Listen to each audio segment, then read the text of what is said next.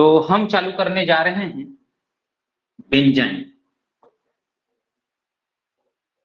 Benzene इसी को हम लोग क्या बोलते हैं, 1,2 डाई डिहाइड्रो बेंजीन। क्या बोलते हैं, 1,2 डाई डिहाइड्रो बेंजीन बोलते हैं। बेंजाइन कुछ ऐसे दिखता है, ऐसे। इसका मॉलिक्यूलर फॉर्मूला C6H4 होता है। C6H4 इसका मॉलिक्यूलर फॉर्मूला होता है, एरोमेटिक नेचर का ये होता है। ठीक, हाईली रिएक्टिव होता है। क्यों हाईली रिएक्टिव होता है भैया? क्योंकि ये जो ट्रिपल बॉन्ड बना है ना यहाँ पर, ये बॉन्ड में क्या होता है, एंगल स्ट्रेन होता है। क्या होता है भैया, एंगल स्ट्रेन होता है। इसके कारण से बेंजाइन हाईली रिएक्टिव और अनस्टेबल होता है। यहां तक किसी को कोई दिक्कत, कोई परेशानी? और जितने भी रिएक्शन इंटरमीडिएट्स हम लोग पढ़ रहे थे ना, उसमें क्या था जी, चार्ज स्पीसीज थे। वो क्या थे जी, चार्ज स्पीसीज थे, है ना। जैसे कि कार्बोकेटाइन चार्ज था, कार्ब इनाइन चार्ज था, है ना भाई। ये क्या थे, चार्ज स्पीसीज है। अब बेंजाइन जो है, बेंजाइन कैसा है, न्यूट्रल है। बेंजाइन कैसा है, न्यूट्रल इंटरमीडिएट। ये न्यूट्रल इंटरमीडिएट है। ये यहां तक सब बातें समझ आया क्या? इसमें कोई चार्ज नहीं है तो ये न्यूट्रल इंटरमीडिएट है। ठीक भाई, यहां तक कोई दिक्कत नहीं है ना? Yes sir. हाँ, चलो मैं आगे बढ़ूं, आगे बढ़ूं। Yes sir. चलिए चलिए, अब हम लोग इसके प्रिपरेशन पे जाएंगे। तो प्रिपरेशन पे आपको दिखेगा, प्रिपरेशन कैसे करते हैं इसका। तो प्रिपरेशन पे देखिएगा ध्यान से, आपको क्लोरोबेंजीन दिखेगा या कोई भी हेलोबेंजीन दिखेगा। क्या दिखेगा, हेलोबेंजीन, क्लोरोबेंजीन। अब इसमें ये इसका जो पहला हाइड्रोजन इधर से और इधर से, ये क्या होता है, एसिडिक नेचर का होता है। और यहाँ पर प्रोटॉन निकालने के लिए हम लोग क्या यूज करते हैं, सोडामाइड, जो कि क्या है भैया, स्ट्रॉन्ग बेस है। क्या बेस है, स्ट्रॉन्ग बेस है ना। तो स्ट्रॉन्ग बेस क्या करेगा, strong base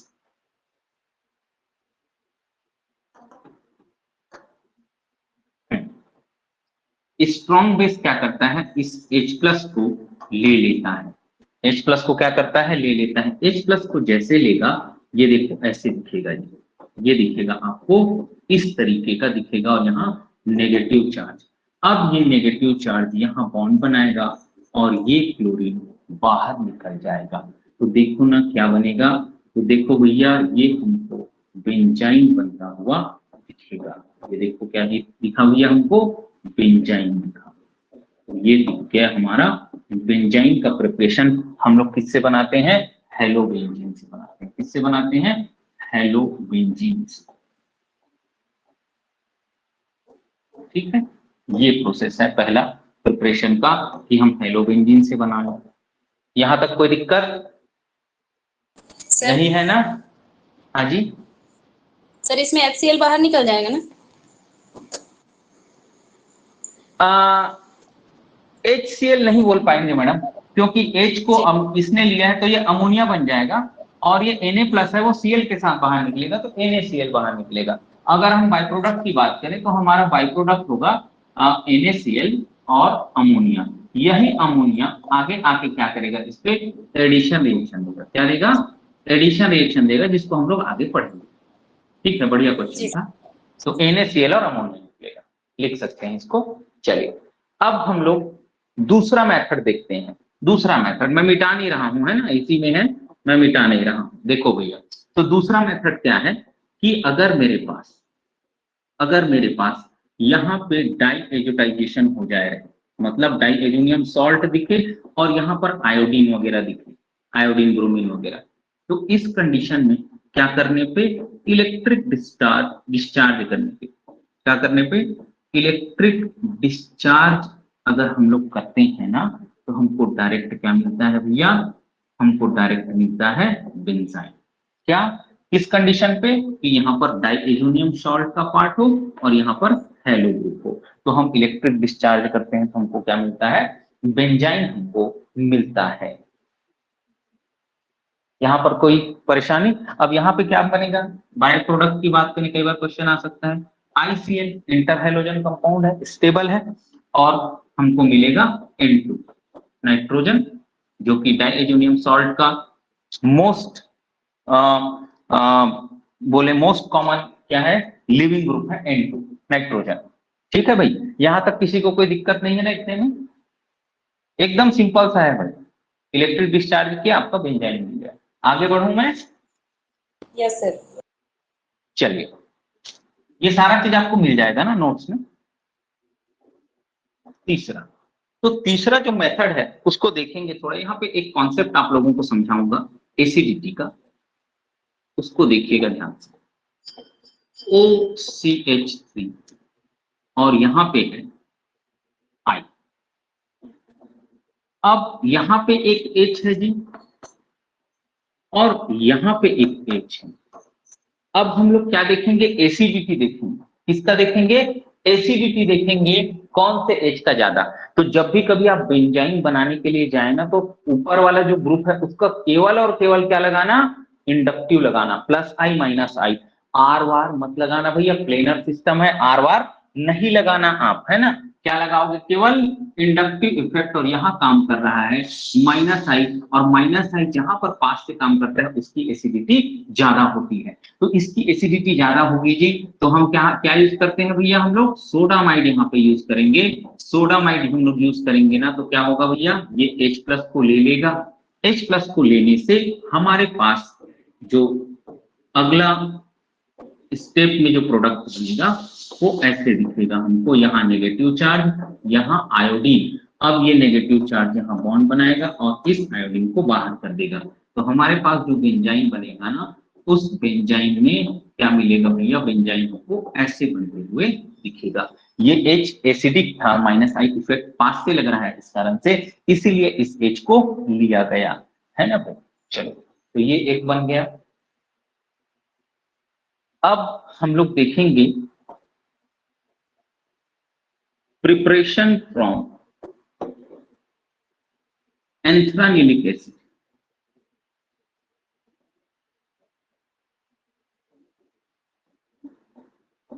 preparation from anthranilic acid.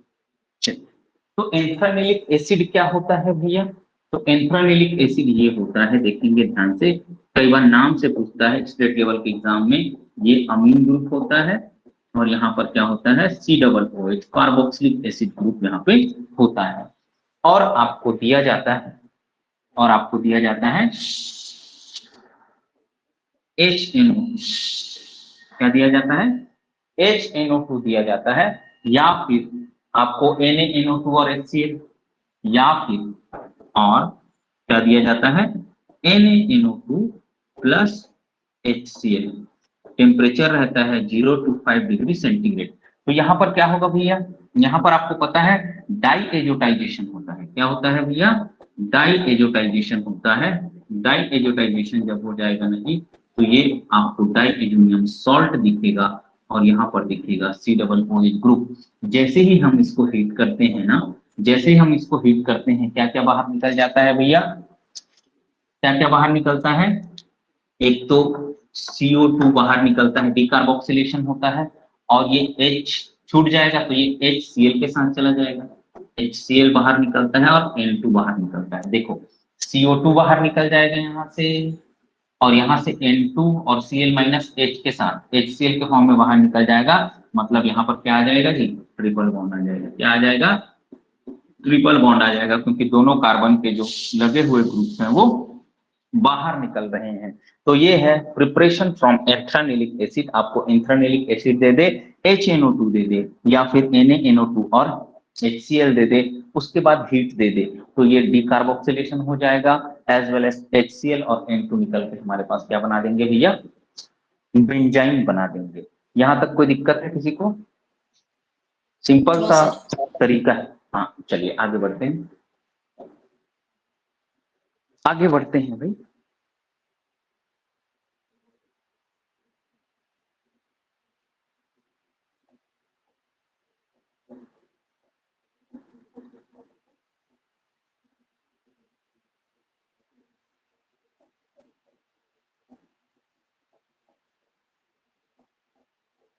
ये एक कंपाउंड है ना, ये एक कंपाउंड है, इसको हीट करेंगे तो 3 CO बाहर निकलेगा, मतलब ये पूरा पार्ट क्या हो जाएगा भैया, बाहर निकल जाएगा।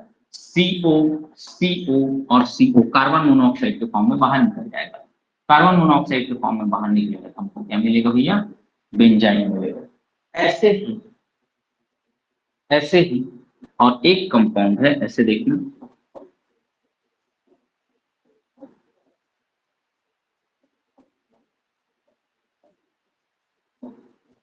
ये कंपाउंड है, इसको हीट करने से 2 CO2 के मॉलिक्यूल बाहर निकल जाएंगे। कहां से, एक CO2 यहां से निकलेगा, एक CO2 यहां से निकलेगा, तो 2 CO2 बाहर जाएंगे, क्या बन जाएगा भैया, बेंजाइन बन जाएगा। हम लोग बेंजाइन बनने की पॉसिबिलिटीज देख रहे हैं, तो यहां से भी आपको बेंजाइन बनते हुए दिखेगा।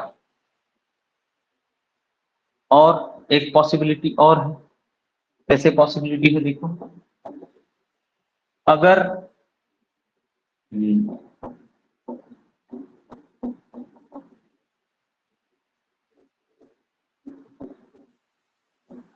ऐसे हो जाए, इसको आप हीट करेंगे, हीट करेंगे तो क्या होगा, एक CO2 बाहर निकलेगा और एक CO बाहर निकलेगा, -CO2 और -CO। इस कंडीशन में भी आपको क्या मिलेगा, बेंजाइन एज एन इंटरमीडिएट मिलेगा। तो ये सारे कंडीशंस हैं जिसमें हम लोग क्या करते हैं, बेंजाइन को बनाते हैं। ठीक है भाई, समझ आ गया। ये हो गया प्रिपरेशन किसका, बेंजाइन का। अब हम लोग देखेंगे इसमें न्यूक्लियोफिलिक एडिशन रिएक्शन, क्या देखेंगे, न्यूक्लियोफिलिक एडिशन रिएक्शन। चलिए तो देखेंगे ध्यान से, मैं रिएक्शंस इसके करवा रहा हूं। तो सबसे पहले हम लोग देख रहे हैं न्यूक्लियोफिलिक एडिशन रिएक्शन। चलिए, तो ये बेंजाइन बना लिया मैं। अब यहां पर क्या कर रहा हूं मैं, एक कार्बन को, दोनों कार्बन सेम है इसलिए यहां पर आइसोटोपिक लेबलिंग कर रहा हूं, ये स्टार लगा दिया। अब हम इस पे न्यूक्लियोफाइल का, इलेक्ट्रोफाइल न्यूक्लियोफाइल को जोड़ेंगे तो क्या होगा, इलेक्ट्रोफाइल और न्यूक्लियोफाइल से कोई भी क्या बनता है, रिएजेंट बना होता है। कोई भी रिएजेंट में क्या पार्ट होते हैं, इलेक्ट्रोफिलिक और न्यूक्लियोफिलिक पार्ट होते हैं। तो ये न्यूक्लियोफिलिक जो पार्ट होता है क्या करता है, कोई भी जगह अटैक कर सकता है। मान लो अटैक यहाँ किया तो ये बॉन्ड किधर शिफ्ट हो जाएगा, इधर की ओर शिफ्ट होगा। कैसे दिखेगा भैया, ध्यान से देखेंगे, इधर देखो भैया, ये न्यूक्लियोफाइल इससे जुड़ गया है और ये बॉन्ड के इलेक्ट्रॉन इधर शिफ्ट हुए, मतलब इधर क्या हो गया है, नेगेटिव चार्ज आ गया है और यहाँ पर है आइसोटोपिक लेबलिंग।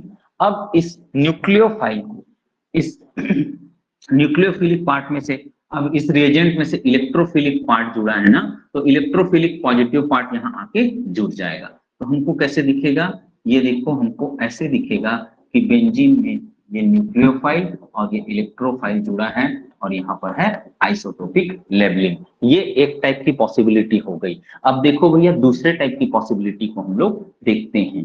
तो देखेंगे ध्यान से, देखेंगे ध्यान से भैया, इधर ये आइसोटोपिक लेबलिंग हो गया है ना, चाहे इस कलर से करें या कुछ भी। देखो तो ये दिखेगा आपको, ये इलेक्ट्रोफिलिक पार्ट, ये न्यूक्लियोफिलिक पार्ट। अब न्यूक्लियोफिलिक पार्ट क्या करेगा, मान लो इधर से अटैक किया तो ये बॉन्ड ऊपर की ओर शिफ्ट हो जाएगा। ऊपर की ओर शिफ्ट होगा ना, तो हमको कैसे दिखेगा, देखेंगे ध्यान से, इधर देखिएगा, ये न्यूक्लियोफाइल और ये नेगेटिव चार्ज और यहीं पे क्या है, एक आइसोटोपिक लेबलिंग लगा हुआ है। क्या लगा हुआ है, आइसोटोपिक लेबलिंग। अब हम क्या करेंगे, इलेक्ट्रोफिलिक पार्ट को इससे जोड़ देंगे, इलेक्ट्रोफिलिक पार्ट को इससे जोड़ेंगे भैया, तो हमको ये दिखेगा, देखो यहाँ से इलेक्ट्रोफिलिक पार्ट जुड़ा है, यहाँ से न्यूक्लियोफिलिक पार्ट जुड़ा है और ये हमको दिख रहा है ऐसे लेबलिंग। तो बेंजाइन में कोई भी सब्स्टिट्यूएंट ना हो, बेंजाइन में अगर कोई भी सब्स्टिट्यूएंट ना हो तो क्या होता है, हमको दो टाइप के प्रोडक्ट की पॉसिबिलिटी मिलती है। क्या मिलती है? दो टाइप के प्रोडक्ट की पॉसिबिलिटी हमको मिलती है कि न्यूक्लियोफिलिक एडिशन ऊपर से हो सकता है, नीचे से हो सकता है। ऊपर नीचे कहने का मतलब ऊपर न्यूक्लियोफाइल आया तो नीचे इलेक्ट्रोफाइल आ जाएगा, या नीचे न्यूक्लियोफाइल आया तो ऊपर इलेक्ट्रोफाइल आ जाएगा। ये दो टाइप की पॉसिबिलिटी होगी। कब? जब हमको बेंजाइन पे कोई भी सब्स्टिट्यूएंट लगा हुआ ना मिले। अगर हमको बेंजाइन के सब्स्टिट्यूएंट लगा हुआ मिलेगा ना, तो हम क्या करेंगे, उसके इलेक्ट्रॉनिक इफेक्ट का यूज करके हम लोग बॉन्ड को शिफ्ट कराएंगे।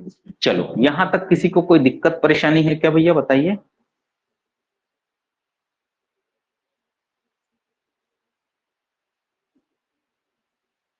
नहीं है ना? तो ये 50% ये पॉसिबिलिटी होगा बिल्कुल, और ये 50% ये प्रोडक्ट बनने की पॉसिबिलिटी होगी। ठीक है, तो ये 50-50% आपका बनेगा। चलिए आगे चलूं मैं, इसमें आगे कोई चलूं। बाई प्रोडक्ट नहीं बनेगा ना सर? हाँ, नहीं नहीं बनेगा, 50% ये बनेगा, 50% ये बनेगा, दोनों की प्रोबेबिलिटी जो है एकदम सेम। चलो, अब हम लोग देखेंगे सब्स्टिट्यूटेड बेंजाइन में कैसे हम लोग इफेक्ट लगाएंगे। तो nucleophilic addition reaction in substituted benzene, तो हम देखेंगे nucleophilic addition reaction in substituted benzene, substituted benzene. तो बड़े ध्यान से आप लोग देखेंगे भैया, और हमेशा याद रखेंगे बेंजाइन में केवल क्या करेगा भैया, इंडक्टिव इफेक्ट वर्क करेगा। क्या करेगा? इंडक्टिव इफेक्ट ही वर्क करेगा। ये लिख लेना, इंडक्टिव इफेक्ट ही वर्क करेगा, बाकी इफेक्ट को मत करना, मत लगाना। चलो ध्यान से देखेंगे, अगर अगर कोई ये ग्रुप है जी, ये ग्रुप क्या है? जी है। अब ये ग्रुप लगाता है आपका प्लस है, ये ग्रुप क्या लगा रहा है भैया? प्लस आई इफेक्ट लगा रहा है। तब क्या होगा भैया, बॉन्ड किधर शिफ्ट होगा? इलेक्ट्रॉन डेंसिटी इधर से आ रहा है ना ऐसे, तो बॉन्ड के इलेक्ट्रॉन इधर शिफ्ट होगा। इलेक्ट्रॉन जिधर शिफ्ट होगा ना, इलेक्ट्रॉन जिधर शिफ्ट होगा उधर कौन जाएगा भैया? इलेक्ट्रोफाइल जाएगा। बॉन्ड जिधर मतलब इलेक्ट्रॉन ज्यादा होगा वहां क्या जोड़ देना आप? इलेक्ट्रोफाइल जोड़ देना। और बॉन्ड जहां से इलेक्ट्रॉन शिफ्ट हो रहा है, मतलब इलेक्ट्रॉन की जहां कमी हो रही है, वहां पे क्या जोड़ देना? न्यूक्लियोफाइल जोड़ देना। तो ये समझ आया भैया कि न्यूक्लियोफाइल यहाँ आया और इलेक्ट्रोफाइल यहाँ। इलेक्ट्रोफाइल यहाँ क्यों आया है? क्योंकि इलेक्ट्रॉन डेंसिटी इधर की ओर आ रही है, मतलब इधर की ओर क्या हो रहा है भाई? बॉन्ड शिफ्ट हो रहा है। चलो, अगर हम लोग इसी का उल्टा ले लें, अगर हम लोग इसी का उल्टा ले लें, मतलब माइनस आई इफेक्ट लें, तो बॉन्ड क्या हो रहा है? इलेक्ट्रॉन इधर की ओर जा रहा है, मतलब बॉन्ड किधर की ओर शिफ्ट होगा? ऊपर की ओर शिफ्ट होगा। तो भैया इलेक्ट्रोफिलिक और न्यूक्लियोफिलिक पार्ट में ना, न्यूक्लियोफिलिक पार्ट यहाँ आ जाएगा। न्यूक्लियोफिलिक पार्ट यहाँ आएगा तो हमको ऐसे दिखेगा कुछ, देखो ये नेगेटिव चार्ज, ये न्यूक्लियोफिलिक पार्ट, और हम इलेक्ट्रोफिलिक पार्ट को बचे हुए जगह पे जोड़ देंगे। तो देखना भैया, ये देखो, ये इलेक्ट्रोफिलिक पार्ट जुड़ गया हमारा, और ये न्यूक्लियोफिलिक पार्ट जुड़ गया हमारा। तो ये इलेक्ट्रॉनिक इफेक्ट केवल और केवल क्या बोला हूं? इंडक्टिव ही लगाइएगा आप लोग, इंडक्टिव ही लगाइएगा। तो इस कंडीशन में आपको क्या मिलेगा भैया? ये प्रोडक्ट मिलेंगे। अगर प्लस आई लगता है तो न्यूक्लियोफाइल ऊपर, और माइनस आई लगता है तो न्यूक्लियोफाइल नीचे की ओर लगेगा। ठीक है भाई, ये हुआ आपका न्यूक्लियोफिलिक एडिशन रिएक्शन बेंजाइन में। ठीक है, चलो अब आप लोगों को कुछ एग्जांपल्स मैं कराता हूं। चलो, यहां तक कोई दिक्कत नहीं है ना? सब लोग कर लोगे? Yes sir.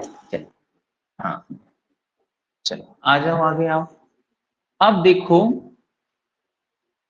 हम लोग देख रहे हैं अगर बेंजाइन में कोई सब्स्टिट्यूएंट नहीं, बेंजाइन में क्या है? कोई सब्स्टिट्यूएंट नहीं है। अब इसका रिएक्शन अमोनिया से कराएगा। किससे कराएगा? अमोनिया से कराएगा। तो अमोनिया में लोन पेयर से ये क्या करेगा भैया, देखो मैकेनिज्म देखो, कोई सब्स्टिट्यूएंट नहीं है, ऊपर से भी अटैक करा सकते हो नीचे से भी। मैं मान लो चलो ऊपर से करा रहा हूं तो बॉन्ड इधर शिफ्ट होगा, कैसे दिखेगा देखना ध्यान से, ये दिखेगा आपको ऐसे। तो ये नाइट्रोजन जब चौथा बॉन्ड बनाएगा क्या हो जाएगा भैया, इस पे आ जाएगा पॉजिटिव चार्ज और इलेक्ट्रॉन डेंसिटी इधर की ओर शिफ्ट हो जाएगा। अब क्या होगा भैया, इंट्रामोलिकुलर एसिड बेस रिएक्शन। क्या होगा, intramolecular acid base reaction. Intramolecular acid base reaction होगा तो आपको कैसे दिखेगा, देखो भैया ये H+ के फॉर्म में यहाँ आ जाएगा, H+ के फॉर्म में ऐसे आएगा ना, तो भैया ऊपर क्या ग्रुप जुड़ा हुआ मिलेगा आपको, NH2, और नीचे H, बनाओ या ना बनाओ H को कोई दिक्कत नहीं है। तो ये प्रोडक्ट की पॉसिबिलिटी 50% है। और अगर अमोनिया अरे नीचे साइड से अटैक कर दे भैया, अमोनिया नीचे साइड से अटैक कर दे तो ये प्रोडक्ट भी बन जाएगा सेम टू सेम भैया, ये है ना, क्या है ये एनिलीन ही तो है, 50% ये प्रोडक्ट बनने की पॉसिबिलिटी होगी, 50% ये।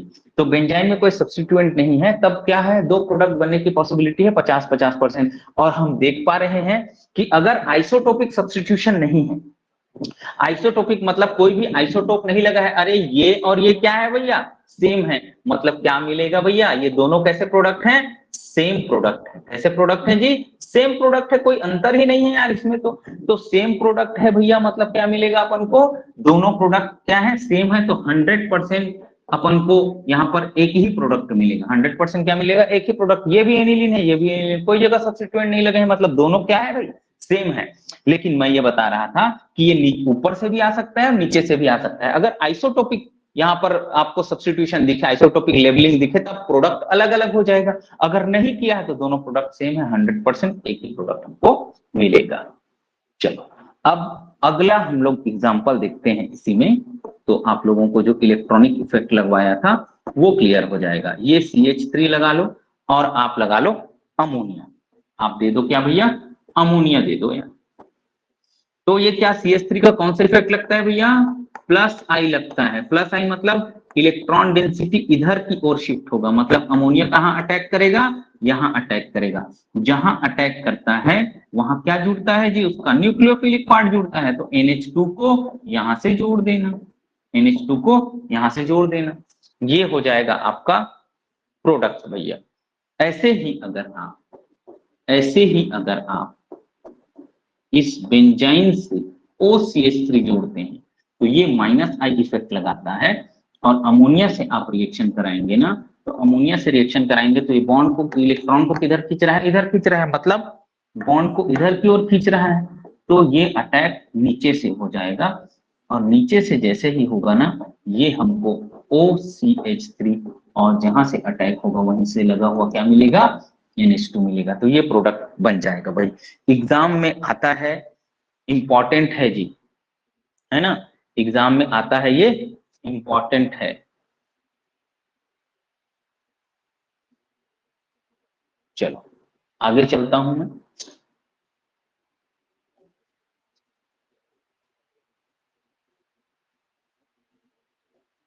अगर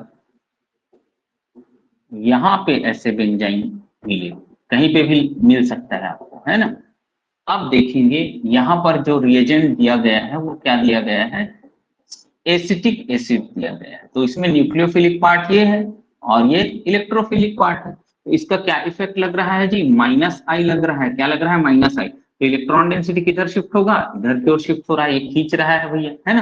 तो ये न्यूक्लियोफिलिक पार्ट को जोड़ लेना आप यहाँ से, न्यूक्लियोफिलिक पार्ट को जोड़ लेना यहाँ से, तो ये हमको दिखेगा OCH3 और यहाँ से OCO-CH3 और H यहाँ लग जाएगा, तो H को लगाओ ना लगाओ एक ही दिखेगा, तो ये प्रोडक्ट हमारा बन जाएगा। ऐसे ही बेंजाइन, नॉर्मल बेंजाइन में आयोडीन का एडिशन भी होता है। क्या होता है, आयोडीन का एडिशन। तो आयोडीन का, एक आयोडीन एज अ इलेक्ट्रोफाइल और एक एज अ न्यूक्लियोफाइल काम करेगा, हमको 1,2 डाइआयोडोबेंजीन मिल जाता है, 1,2 डाइआयोडोबेंजीन मिल जाता है। तो ये हुआ बेंजीन का न्यूक्लियोफिलिक एडिशन रिएक्शन। तो क्या हुआ? न्यूक्लियोफिलिक एडिशन रिएक्शन बेंजाइन का। यहां तक कोई दिक्कत नहीं है ना भाई? समझ आया एकदम आसानी से बेंजाइन? चलिए भैया आगे चलते हैं। आगे मैं आप लोगों को बताने वाला हूं यीलाइट। यीलाइट क्या होता है भैया? ये यीलाइट या इसी को कई बार ईलाइट भी बोलते हैं। यीलाइट या ईलाइट भी बोलते हैं। ठीक, अब ये क्या होता है इलाइट विलाइट? तो देखो भैया यहां पर 3 टाइप की इलाइट पढ़ेंगे। नाइट्रोजन इलाइट, फास्फोरस इलाइट और सल्फर इलाइट। सब आप लोग ये सब पढ़े हुए हैं कॉलेजेस में। चलिए देखिए ध्यान से, नाइट्रोजन का जो इलाइट है, ये नाइट्रोजन और ये जो कार्बन होगा वो हमेशा न्यूक्लियोफिलिक होगा, और ये जो हेट्रो एटम है वो हमेशा इलेक्ट्रोफिलिक रहता है। तो ये इस पे पॉजिटिव चार्ज, इस पे नेगेटिव चार्ज। और आप लोग जानते हैं पॉजिटिव नेगेटिव के बीच बॉन्ड बन सकता है, पॉजिटिव नेगेटिव के बीच बॉन्ड बन सकता है, लेकिन नाइट्रोजन ये डबल बॉन्ड नहीं बनाएगा। यहाँ पे क्यों नहीं बनाएगा भैया? क्योंकि nitrogen never be pentavalent, nitrogen कभी भी पेंटावेलेंट नहीं हो सकता है। अब देखो भैया फास्फोरस का इलाइट, तो आप लोगों को पता होगा भैया फास्फोरस का इलाइट, ये ट्राइफिनाइल फास्फिन। क्या है ये? Triphenyl phosphine. इसी से अगर चौथा बॉन्ड लगा दें हम लोग, ये CH2-, ये क्या है भैया? ये है फास्फोरस का यीलाइट। यही तो विटिक रिएक्शन में यूज होता है ना। अब क्या होगा? ये क्या है? फास्फोरस के पास वेकेंट डी ऑर्बिटल है भैया, वेकेंट डी ऑर्बिटल है ना, तो फास्फोरस क्या कर लेता है? ये डबल बॉन्ड बना लेता है। और यहाँ पर क्या बॉन्डिंग होगा भैया? इधर से डी पाई और इधर से सी पाई बॉन्डिंग होता है, तभी तो पाई बॉन्ड बन रहा है ना जी। क्या हो रहा है? डी पाई बॉन्डिंग हो रहा है, जिसके कारण डबल बॉन्ड बनता है। इसी को हम लोग क्या बोलते हैं? Wittig reagent. हम लोग क्या बोलते हैं इसी को? विटिक रिएजेंट है। क्या है ये? विटिक रिएजेंट है, जिसको आप लोग विटिक रिएक्शन में पढ़ेंगे। चलो अब देखते हैं हम लोग सल्फर के यीलाइट। तो सल्फर के यीलाइट देखेंगे भैया, तो सल्फर का यीलाइट, ये मिथाइल ग्रुप, ये मिथाइल ग्रुप, ये CH2 और ये नेगेटिव चार्ज है ना इस पे, और इस पे पॉजिटिव चार्ज। इसको बोलते हैं सल्फोनियम यीलाइट। ये क्या है भैया? सल्फोनियम यीलाइट, सल्फोनियम यीलाइट है।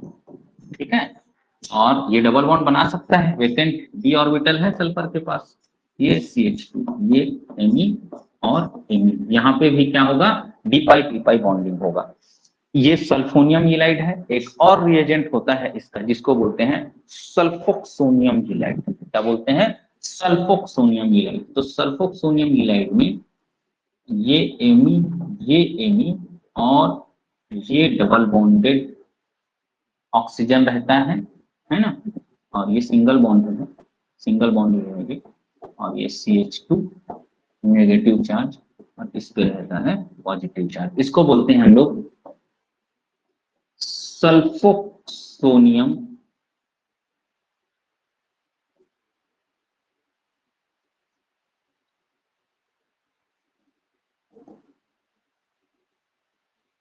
सल्फोक्सोनियम यीलाइट।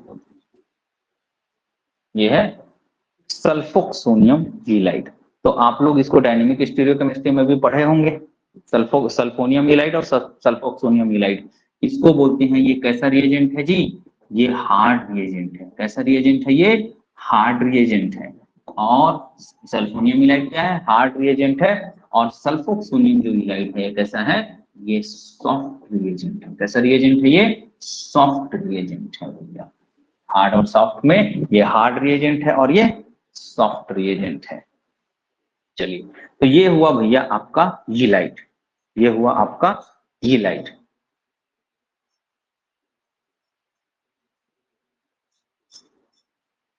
अब इसमें कई बार स्टेबिलिटी का ऑर्डर पूछ दे आपको, तो सबसे ज्यादा स्टेबल होते हैं सल्फर के यीलाइट, फिर फास्फोरस के यीलाइट, और और सबसे कम स्टेबल होते हैं नाइट्रोजन के इलाइड। तो सल्फर के जो इलाइड हैं वो ज्यादा स्टेबल क्यों होते हैं? क्योंकि यहाँ पर ये डी पाई पी पाई बॉन्डिंग बहुत आसानी से करते हैं, जबकि यहाँ पर डी पाई पी पाई बॉन्डिंग है ही नहीं। डी पाई पी पाई बॉन्डिंग यहाँ एब्सेंट है, इन दोनों में प्रेजेंट है ना, और ये बहुत अच्छे से डी पाई पी पाई बॉन्डिंग करता है, इसलिए सल्फर का इलाइड सबसे ज्यादा स्टेबल, फिर फास्फोरस का इलाइड, फिर नाइट्रोजन का इलाइड स्टेबल रहता है। चलिए ये हुआ भैया आपका इलाइड। सर हाँ जी, सर इसमें सल्फर इलाइड में 2 इलाइड बन रहे हैं इसके, तो इसमें से हार्ड और सॉफ्ट दोनों में से कौन से ज्यादा स्टेबल रहेगा सर? अब उसकी स्टेबिलिटी को हम लोग मैम दोनों को कंपेयर नहीं कर सकते, है ना, उस दोनों की स्टेबिलिटी को हम लोग नहीं बता सकते, क्योंकि हार्ड और सॉफ्ट में हम स्टेबिलिटी का कंपैरिजन ही नहीं कर सकते मैम। उसको किस टाइप से बोलेंगे? देखो दोनों का रिएक्शन का पर्पस अलग है, एक हार्ड साइड पे अटैक करेगा, एक सॉफ्ट साइड पे अटैक करेगा, तो दोनों की स्टेबिलिटी को तो कंपेयर नहीं किया जा सकता मेरे हिसाब से। जी सर। ठीक है मैम। चलिए अब हम लोग देखेंगे एडिशन रिएक्शन। एडिशन रिएक्शन, चलिए भाई, अब हम लोग जितने भी बेसिक्स हैं ना, ऑर्गेनिक केमिस्ट्री के जितने बेसिक्स हैं, इन्हीं सबसे क्वेश्चन आता है जी। अब बेंजाइन पढ़ा दिया आपको, अब पढ़ाने जा रहा हूं एडिशन रिएक्शन, फिर पढ़ाऊंगा aromatic electrophilic substitution, aromatic nucleophilic substitution, SN1 SN2 aliphatic substitution. इसी से तो क्वेश्चन आते हैं स्टेट लेवल के एग्जाम में ज्यादा। चलिए अब एडिशन रिएक्शन हम लोग पढ़ने वाले हैं। तो एडिशन रिएक्शन, तो एडिशन रिएक्शन जो होता है ये एक्सोथर्मिक नेचर का होता है ओवरऑल। कैसा नेचर का होता है? एक्सोथर्मिक नेचर का होता है। और जो इसमें एंथैल्पी चेंज है, एक्सोथर्मिक है मतलब एंथैल्पी चेंज क्या आएगा भैया? नेगेटिव आएगा। मतलब क्या होगा? हीट रिलीज होगा। क्या होगा? हीट रिलीज होगा आपका। ठीक। और क्या होता है कि एडिशन हो रहा है मतलब sp2 कार्बन, क्या sp2 carbon will be converted into sp3 carbon. sp2 carbon किस में कन्वर्ट होगा भैया? sp3 कार्बन में कन्वर्ट होगा। ठीक है भाई, sp2 कार्बन किस में कन्वर्ट होगा? sp3 कार्बन में कन्वर्ट होगा। अब इसमें एक्सेप्शंस क्या है? तो एक्सेप्शंस क्या है? जैसे कि जो एल्कीन होता है वो एडिशन रिएक्शन देते हैं, लेकिन बेंजीन क्यों नहीं देता है? बेंजीन एडिशन रिएक्शन नहीं देता, क्यों? ये पूछता है। बेंजीन एडिशन रिएक्शन नहीं देता है, क्यों? तो बेंजीन एडिशन रिएक्शन इसलिए नहीं देता है क्योंकि वो अपनी एरोमेटिसिटी को मेंटेन करना चाहता है। अगर हम बेंजीन में, ये बेंजीन है भैया, यहां पर हम लोग एडिशन करा दें, मान लो HBr का एडिशन करा दें, मान लो HBr का एडिशन हम लोग करा दें, मान लो की बात बोल रहे हैं, तो ये H यहाँ लग जाएगा और Br यहाँ लग जाएगा, इसका एरोमेटिसिटी तो गया भैया। तो ये बेंजीन फेवर नहीं करता है। To maintain the aromaticity of benzene it does not undergoes addition reaction. Benzene अपने एरोमेटिसिटी को मेंटेन करने के लिए एडिशन रिएक्शन नहीं देता है। Instead of addition reaction benzene will give substitution reaction. Benzene addition reaction की जगह पे सब्स्टिट्यूशन रिएक्शन देता है, जहां पे हम उससे लगे ग्रुप किसी ग्रुप को या फिर हाइड्रोजन को रिप्लेस करके कोई दूसरा ग्रुप लाते हैं, जिससे उसका एरोमेटिसिटी मेंटेन रहता है। चलो आगे आओ भैया, आगे आओ।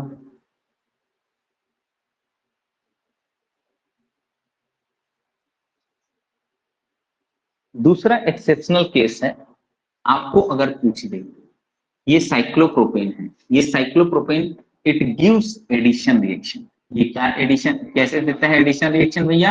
ये एडिशन रिएक्शन इसलिए देता है due to high ring strain, due to high ring strain. अब ये कैसे एडिशन रिएक्शन देगा? अब इसमें क्या है, रिंग स्ट्रेन है, तो कोई भी रिएजेंट का इलेक्ट्रोफिलिक पार्ट है और न्यूक्लियोफिलिक पार्ट है, बार बार आपको बता रहा हूं, ये किसी भी एक जगह अटैक करेगा तो ये रिंग खुल जाएगा। रिंग खुलेगा तो कैसे दिखेगा जी, 3 कार्बन का रिंग, देखो 1 2 3, तो ये एक कार्बन हुआ, दूसरा कार्बन हुआ, तीसरा कार्बन, इससे न्यूक्लियोफाइल जुड़ा है। अब ये इस पे आ जाएगा नेगेटिव चार्ज, और इसी नेगेटिव चार्ज पे है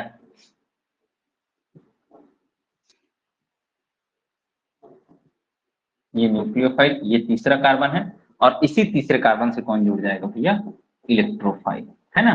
तो ये देखो साइक्लोप्रोपेन का ये 3 कार्बन, ये 3 कार्बन है साइक्लोप्रोपेन का, ये खुल गया, और इससे क्या हो गया भैया, 2 ग्रुप आके जुड़ गए, इलेक्ट्रोफिलिक और एक न्यूक्लियोफिलिक पार्ट। तो ये एडिशन रिएक्शन देता है, किसके कारण से एडिशन रिएक्शन देता है ये देता है रिंग स्ट्रेन के कारण। किसके कारण से, रिंग स्ट्रेन के कारण ये एडिशन रिएक्शन देता है साइक्लोप्रोपेन। चलो अब हम लोग देखेंगे फ्री रेडिकल एडिशन। क्या देखेंगे, फ्री रेडिकल एडिशन। तो फ्री रेडिकल एडिशन में आप लोगों ने एडिशन में फ्री रेडिकल एडिशन रिएक्शन में जो मार्कोनिकॉफ रूल वाला एडिशन है ना, उसको किस में पढ़ लिया है आप लोगों ने, कार्बोकेटायन में पढ़ लिया है। जहां पर कार्बोकेटायन बनने की पॉसिबिलिटी दिखे आप कार्बोकेटायन बनाना, और उसको रीअरेंजमेंट कराना अगर पॉसिबिलिटी है तो, और रीअरेंजमेंट करा के मोस्ट स्टेबल कार्बोकेटायन पे आप लोग क्या जोड़ देना भैया, न्यूक्लियोफिलिक पार्ट, मतलब नेगेटिव चार्ज को जोड़ देना। मतलब वो क्या फॉलो करता है, मार्कोनिकॉफ रूल को फॉलो करता है। यहां पर फ्री रेडिकल एडिशन है। एडिशन कैसे होगा, free radical, that means in the presence of peroxide, that means in the presence of peroxide. तो फ्री रेडिकल एडिशन हम लोग देख रहे हैं।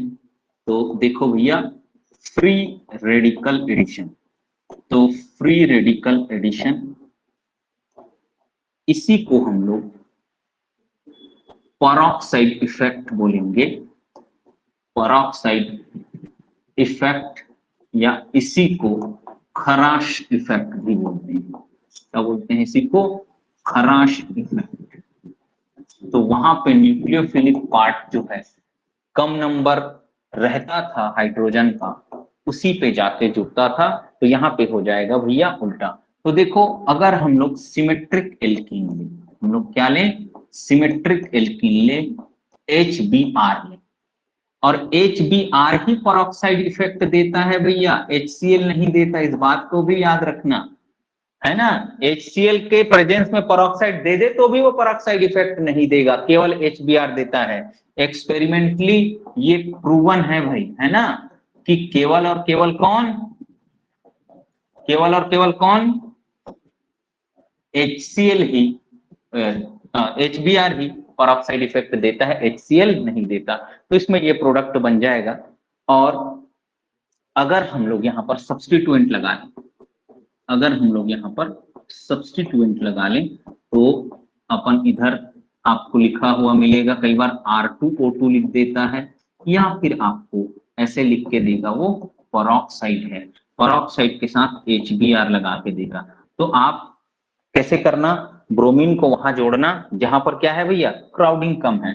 तो क्राउडिंग कम है, या हम लोग मार्कोनिकॉफ में क्या करते थे, मार्कोनिकॉफ में जो न्यूक्लियोफिलिक पार्ट है उसको उस कार्बन से जोड़ते थे जहां पर हाइड्रोजन का नंबर कम है, मतलब यहां जोड़ते थे मार्कोनिकॉफ रूल में। एंटी मार्कोनिकॉफ रूल में हम लोग क्या करेंगे, हम लोग न्यूक्लियोफिलिक पार्ट मतलब Br- को उस कार्बन से जोड़ेंगे, सॉरी मतलब ये मार्कोनिकॉफ के हिसाब से जोड़ते थे। तो इसमें क्या करेंगे, जस्ट इसका उल्टा करेंगे, मतलब ब्रोमीन को यहां जोड़ेंगे और H को यहां जोड़ेंगे। यही है भैया हमारा क्या, पेरोक्साइड इफेक्ट। यही क्या है हमारा, पेरोक्साइड इफेक्ट है।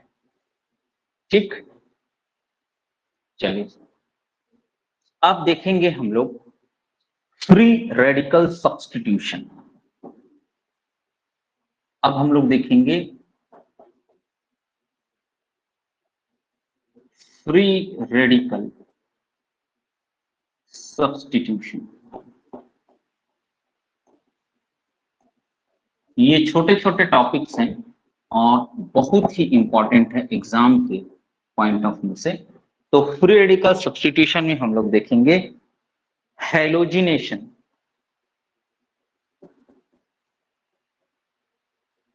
Halogenation bye NBS। ये NBS क्या है भैया? NBS क्या है? एन ब्रोमोसक्सीनामाइड। क्या है ये? एन ब्रोमोसक्सीनामाइड। एन ब्रोमोसक्सीनामाइड है।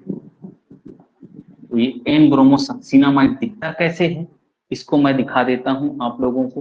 तो ये भैया ऐसे दिखता है, ये एन नाइट्रोजन, ये ब्रोमो, ये है एन ब्रोमोसक्सीनामाइड। अब बनता कैसे है इसको भी बता देता हूं। तो देखो ऐसे बनता है,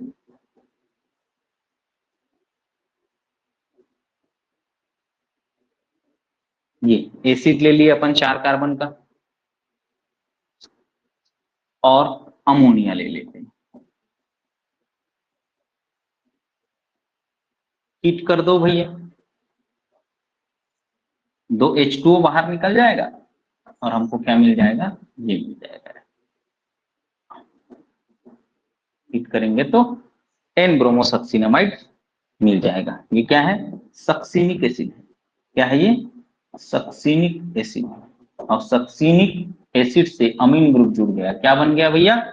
सक्सीनामाइड है। अब नाइट्रोजन से ब्रोमीन जुड़ गया, मतलब ये हाइड्रोजन था, अब हाइड्रोजन से मतलब इससे जब रिएक्ट करेगा तो ये बनेगा ऐसे, ये देखेंगे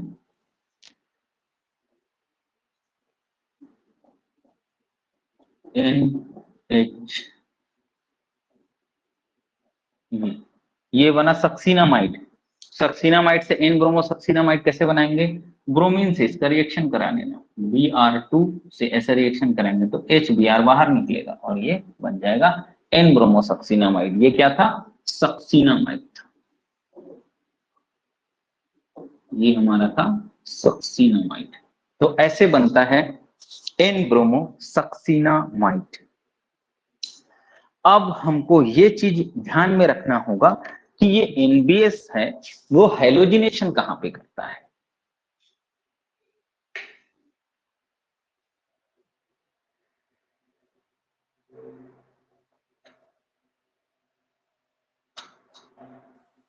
NBS हेलोजिनेशन कहां पे करता है इसको देखेंगे हम लोग। तो हम लोग देखेंगे हेलोजिनेशन के साइट्स। तो हेलोजिनेशन कहां पे करेगा? तो साइट्स ऑफ हेलोजिनेशन बिल्कुल ध्यान से देखेंगे और ध्यान से पढ़ेंगे, मतलब क्वेश्चन आता है ना तो डायरेक्ट बनता है, कोई इधर उधर दिमाग लगाने की जरूरत नहीं है।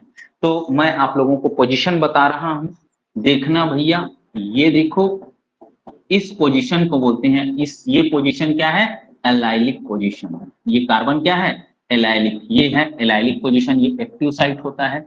ऐसे ही बेंजीन का ये वाला पोजीशन, मतलब ये H जोड़ दे रहा हूं इस पे, ये पोजीशन को क्या बोलते हैं हम लोग? बेंजाइलिक पोजीशन बोलते हैं। क्या बोलते हैं भैया? बेंजाइलिक बोलते हैं।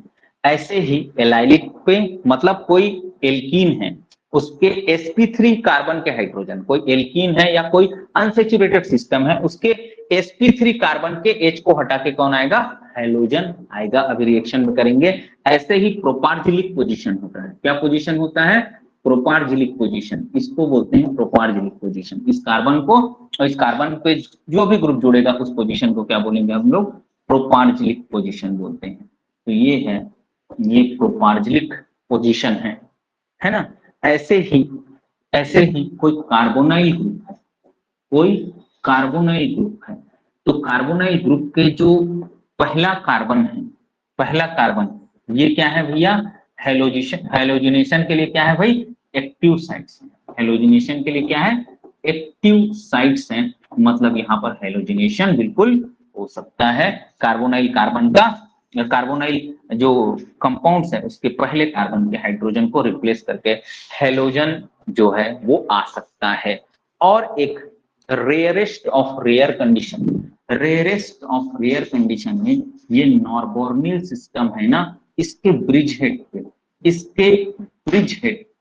इसके ब्रिज हेड हाइड्रोजन पे रेयर कंडीशन में कौन से कंडीशन में? रेयर कंडीशन में क्या होता है? सब्स्टिट्यूशन होता है, जहां पे हाइड्रोजन को हटा के कौन आता है भैया? हेलोजन आता है। कौन आता है? हेलोजन आता है। इन सब जगह क्या आएगा भैया? ये हाइड्रोजन को हटा के हेलोजन, हाइड्रोजन को हटा के हेलोजन, हाइड्रोजन को हटा के हेलोजन, ऐसे। तो हम हेलोजन को क्या करेंगे?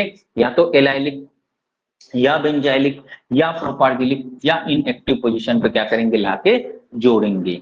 ठीक है, तो कई लोगों को तो ये समझ नहीं आता भैया कि हम किसको जोड़ेंगे, क्या जोड़ेंगे, है ना। चलो, तो हेलोजिनेशन हम लोग करके अब देखेंगे। चलिए, इसको आराम से नोट कर लेना, वीडियो प्ले करके बाद में क्वेश्चन क्वेश्चन ध्यान से मैं सॉल्व करा रहा हूं, बहुत अच्छे से देखेंगे, इसको देखेंगे आप लोग। ये है क्वेश्चन हमारा, और यहां पे आपको दे दिया गया है NBS। क्या दिया गया है? NBS। तो इसमें आपको पूछ रहा है नंबर ऑफ प्रोडक्ट्स कितने बनेंगे। क्या बनेंगे? नंबर ऑफ प्रोडक्ट्स पूछ रहा है, वो कितना बनेगा। चलो, तब ध्यान से देखेंगे मैं क्या करता हूं, मैं क्या कर रहा हूं उसको ध्यान से देखेंगे। तो अपन को क्या करना है, जो जब भी कोई रिएक्टेंट देना उसके, ये क्या है? एलाइलिक पोजीशन, ये भी क्या है? Allylic position. तो हम पहले एक एलाइलिक पोजीशन पे, ये क्या है? मोस्ट स्टेबल रेडिकल होगा जी। ये यहाँ पे जो फ्री रेडिकल मैं बना रहा हूं ना, ये देखो ये फ्री रेडिकल बन रहा है। ये देखो, तो ये फ्री रेडिकल दिख रहा है, ये कलर विजिबल है कि नहीं? बोलो बोलो भाई, कहाँ चले गए? Yes sir. ये एलाइलिक दिख रहे हैं थोड़ा डार्क वाला कलर से। डार्क वाला कलर, हाँ ये दिखा अब? ये दिखा सर। Yes sir.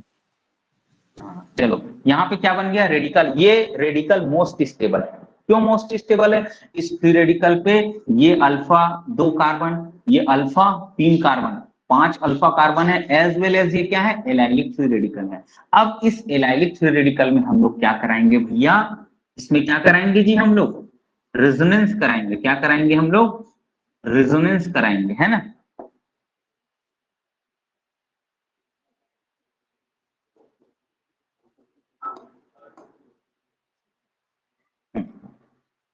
चलो, तो इसमें रेजोनेंस कराएंगे ना, तो कैसे दिखेगा? आप लोगों को पता है कि इसको तीसरे पोजीशन पे खसकाते हैं, 1 2 और तीसरे पोजीशन। देखो कैसे दिखेगा।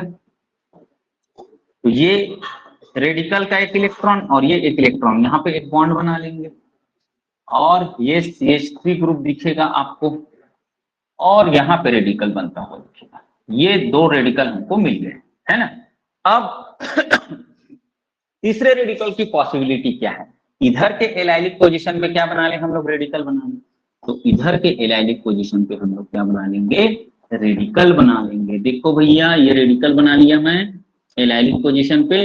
अब ये जो रेडिकल है वो कम स्टेबल है, क्योंकि इसके पास, इस फ्री रेडिकल के पास कम अल्फा हाइड्रोजन है। मैंने स्टेबिलिटी बताया था आप लोगों को, जो ज्यादा स्टेबल वही मोर पॉपुलेटेड होता है। ये देखो, इसमें क्या कराएंगे हम लोग?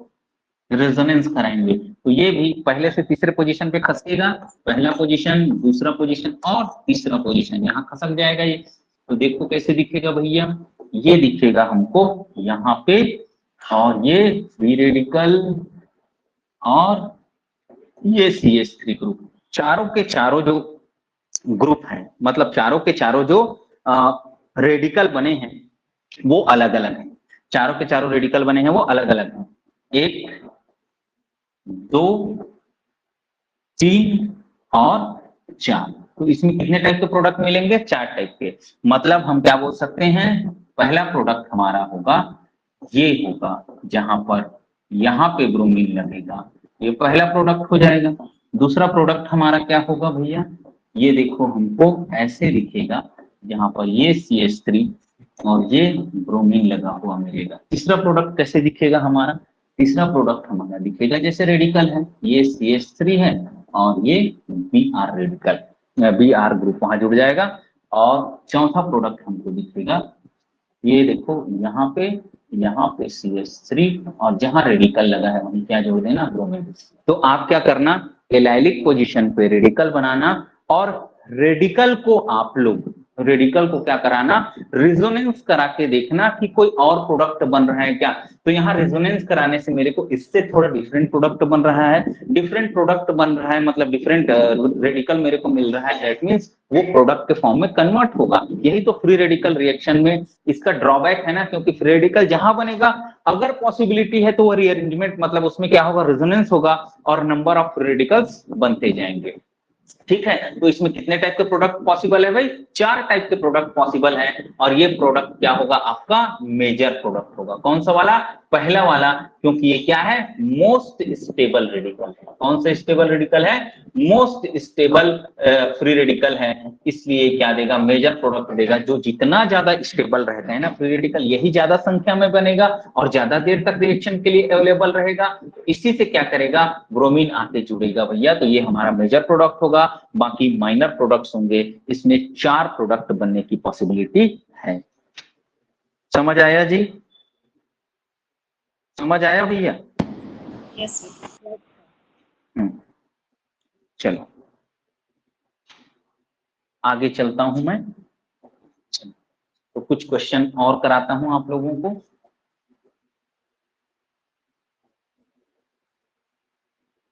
ये यहां पर CH3 ग्रुप लगा है ना, और 3 ठो एटम दिया है, ये HA बोला है, इसको बोला है HB और इसको बोला है HC, HB और HA। ये क्या बोला है, order of abstraction. Order of abstraction मतलब क्या बोल रहा है वो, कि कहां का हाइड्रोजन ज्यादा रिएक्टिव है, मतलब कहां का हाइड्रोजन जल्दी रिएक्ट करेगा। एब्स्ट्रैक्शन मतलब बाहर निकलना।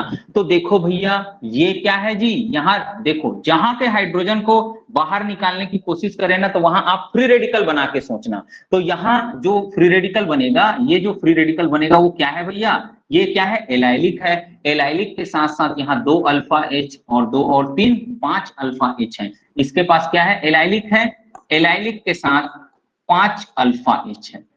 और यहाँ जो रेडिकल बनेगा ना, यहाँ जो रेडिकल बनेगा उसके पास 2 अल्फा H होंगे। क्या होंगे, 2 अल्फा H होंगे। एलाइलिक प्लस 2 अल्फा H है, 2 अल्फा H। और ये तो ना एलाइलिक है ना कुछ है भैया, कुछ नहीं है ये। तो सबसे ज्यादा स्टेबल कौन है, ये, इसलिए HA ज्यादा स्टेबल रेडिकल बनाएगा ये निकलने के बाद। उसके बाद HB एलाइलिक रेडिकल बनाएगा, इससे थोड़ा कम स्टेबल रहेगा।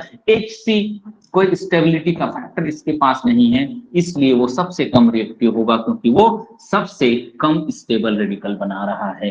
तो सबसे ज्यादा स्टेबल रेडिकल बनाएगा ना वो H, जल्दी रिएक्ट करेगा और रेडिकल बनाएगा। तो order of abstraction HA, HB और HC आपका हो जाएगा।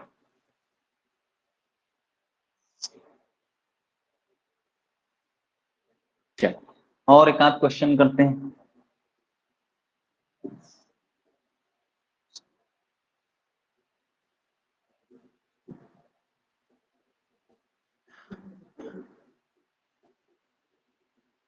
CH2H और क्या दिया है भैया,